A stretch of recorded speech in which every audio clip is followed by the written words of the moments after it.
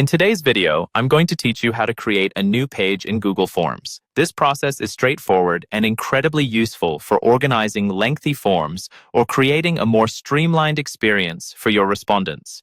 The new page feature allows you to split your form into sections, making it easier for users to navigate and for you to manage multiple topics or categories. Ready to get started? Let's dive right in.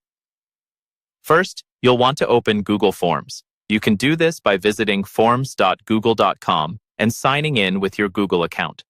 Once you're on the main page, you can either start a new form by clicking on blank, or you can choose from one of Google's templates if you prefer a more guided setup.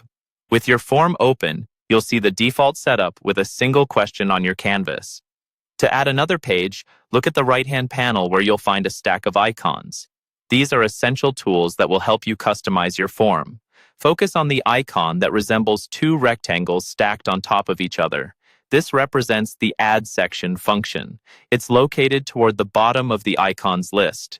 Clicking on the Add section icon will immediately create a new page within your form.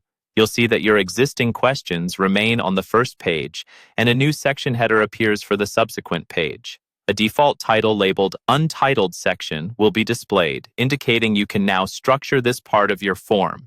Feel free to rename this section by clicking on the default title.